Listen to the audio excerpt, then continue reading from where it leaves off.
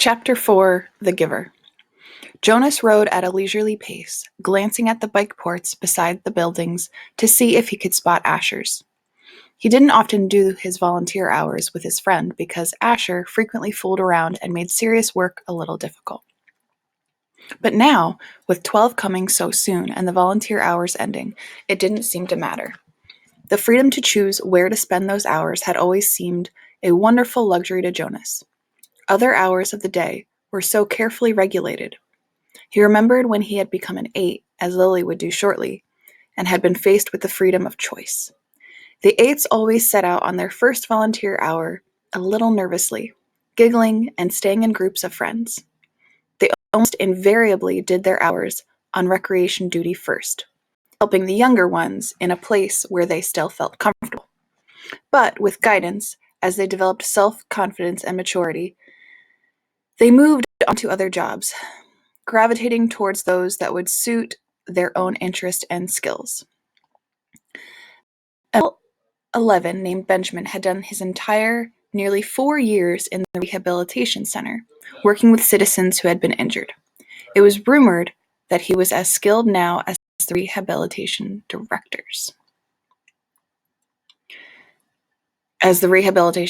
Themselves, and that he had developed some machines and methods to hasten rehabilitation.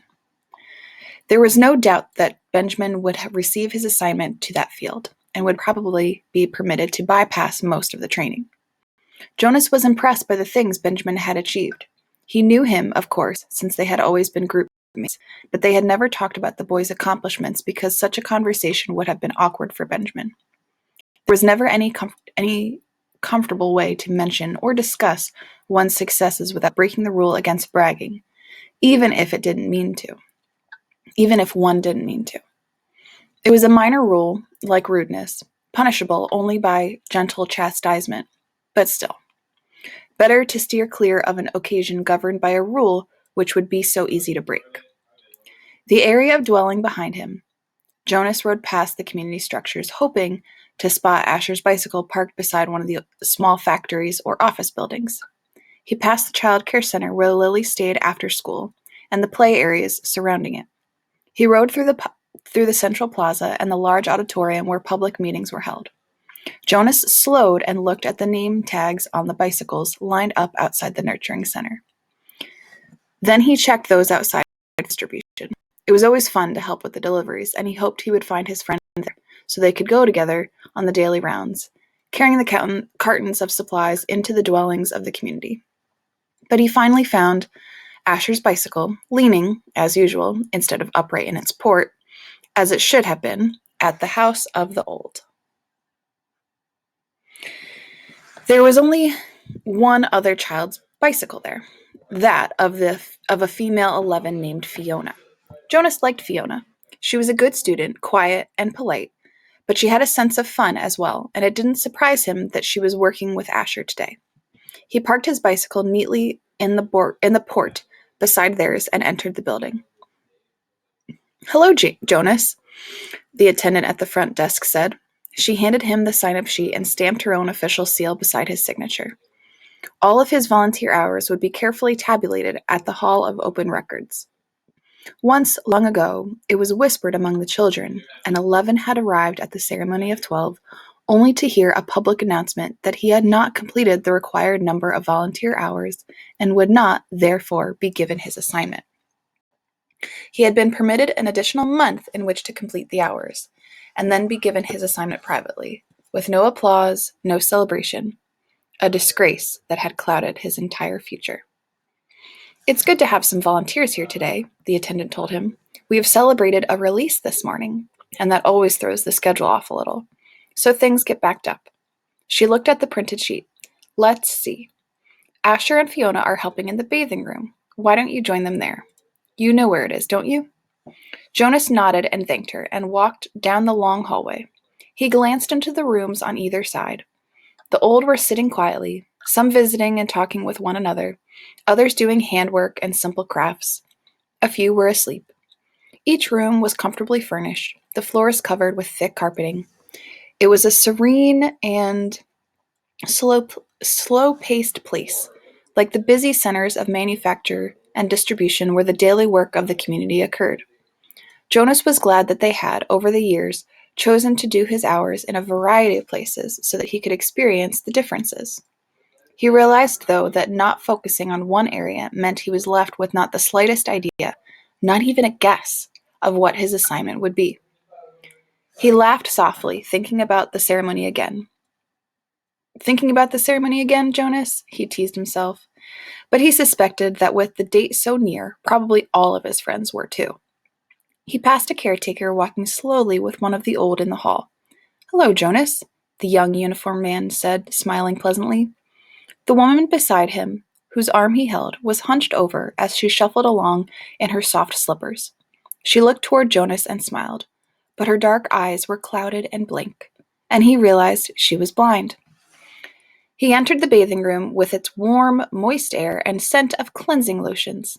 He removed his tunic, hung it carefully on a wall hook, and put on the volunteer's smock that was folded on a shelf. "Hi, Jonas," Asher called from the corner where he was kneeling beside a tub. Jonas saw Fiona nearby at a different tub. She looked up and smiled at him, but she was busy, gently washing a man who lay in the warm water.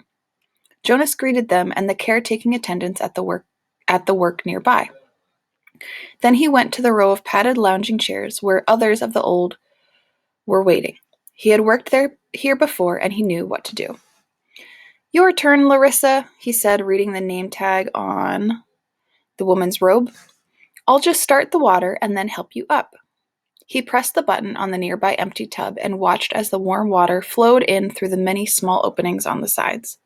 The tub would be filled in a minute and the water flow would stop automatically. He helped the woman from the chair, led her to the tub, removed her robe, and steadied her with his hand on her arm as she stepped in and lowered herself.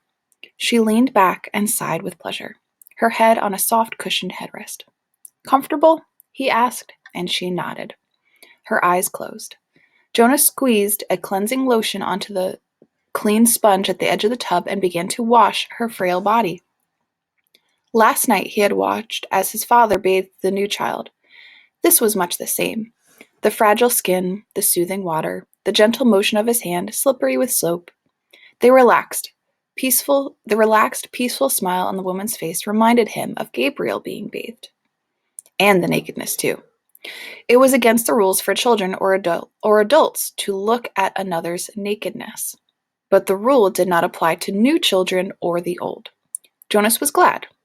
It was a nuisance to keep oneself covered while changing for games, and the required apology if one had by mistake glimpsed another's body was always awkward. He couldn't see why it was necessary. He liked the feeling of safety here in this warm and quiet room.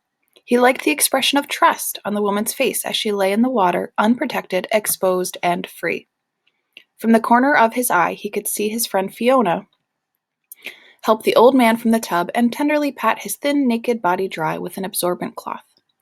She helped him into his robe.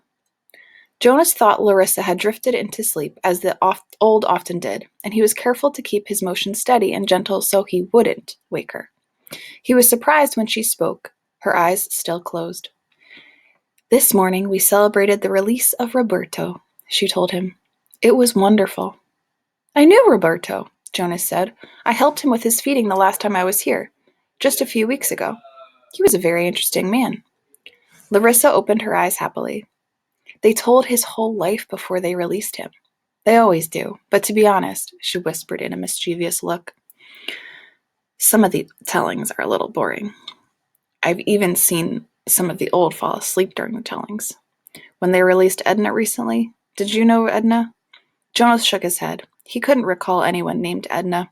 "Well, they tried to make her life sound meaningful, and of course," she added primarily, "all lives are meaningful. But I don't mean that they aren't. But Edna, my goodness. She was a birth mother, and then she worked in food production for years until she came here. She never even had a family unit." Larissa lifted her head and looked around to make sure no one else was listening, then confided, "I don't think Edna was very smart." Jonas laughed. He rinsed her left arm, laid it back into the water, and began to wash her feet. She murmured with pleasure as he massaged her feet with the sponge. But Roberto's life was wonderful, Larissa went on after a moment. He had been an instructor of 11s. You know how important that is. And he'd been on the planning committee, and goodness, I don't know how he found the time. He also raised two very successful children. And he was also the one who did the landscaping design for the Central Plaza. He didn't do the actual labor, of course. Now you're back. Lean forward and I'll help you sit up. Jonas put his arm around her and supported her as she sat. He squeezed the sponge against her back and began to rub the sharp-boned shoulders. Tell me about the celebration. Well, there was the telling of his life. That is always first. Then the toast. We all raised our glasses and cheered. We chanted the anthem. He made a lovely goodbye speech, and several of us made little speeches wishing him well. I didn't, though. I've never been fond of public speaking. He was thrilled. You should have seen the look on his face when they let him go. Jonas slowed the strokes of his hand on her back thoughtfully. Larissa, he asked, what happens when they make the actual release? Where exactly did Roberto go? She lifted her bare, wet shoulders in a small shrug. I don't know. I don't think anybody does, except the committee. He just bowed to all of us and then walked, like they all do, through the special door in the releasing room. But you should have seen his look. Pure happiness, I'd call it. Jonas grinned. I'd wish I'd been there to see it. Larissa frowned. I don't know why they don't let children come. Not enough room, I guess. They should enlarge the releasing room. We'll have to suggest that to the committee. Maybe they'd study it, Jonas said slyly, and Larissa chortled with laughter. Right, she hooted, and Jonas helped her from the tub. That was chapter 4 of the